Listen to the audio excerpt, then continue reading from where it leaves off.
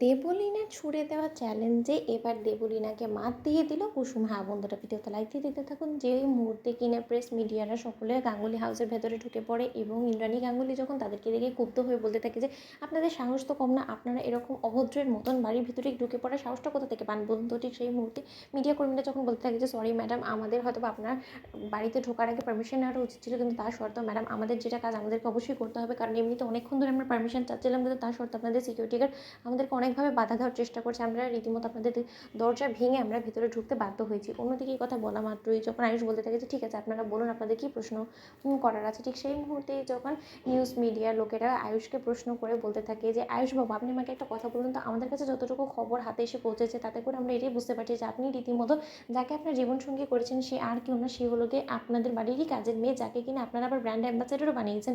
তাহলে কি আমরা এটা ধরে নিতে পারি যে তাকে ব্র্যান্ড অ্যাম্বাসেডার বানানোর পেছনে এবং এবারে বউ বানানোর পেছনে আপনাদের উদ্দেশ্য একটাই ছিল যে আপনাদের টাকা যাতে বাড়ির বাইরে কোথাও না যায়, সেটার জন্য কি আগে থেকে পরিকল্পনা করা ছিল এটা?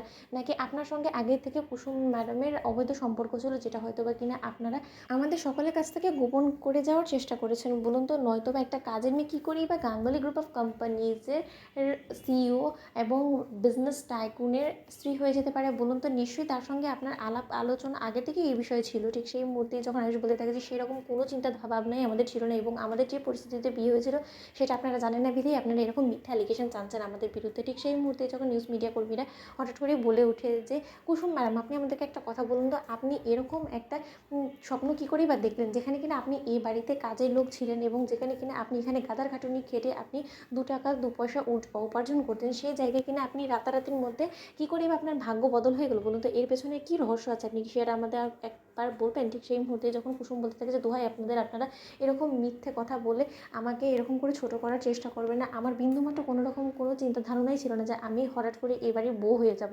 ঠিক সেই মুহূর্তে যখন দেবলীনা বলতে থাকে কুসুমের কানের কাছে এসে যে কী কুসুম, এবার তুমি কী করে সকলকে থামাবে বলো তো? সকলে তো রীতিমতো তোমার এবং আয়ুষের চরিত্র নিয়ে ঘাটাঘাটি করা শুরু করে দিয়েছে। এবার তুমি তোমার জাদু দেখানো শুরু করে দাও, কারণ তুমি তো ঈশানের সবথেকে বেশি ভালো বন্ধু, প্লাস তুমি তো ওর জাদুঘর, তাই না? তুমি তো জাদু জানো, তুমি সব কিছু জাদু করে তুমি সকলকে ছুমন্তর করে এখান থেকে ভাগিয়ে দাও। তো আমিও তো দেখেছি তুমি কী করে তাদেরকে বিদায় করো।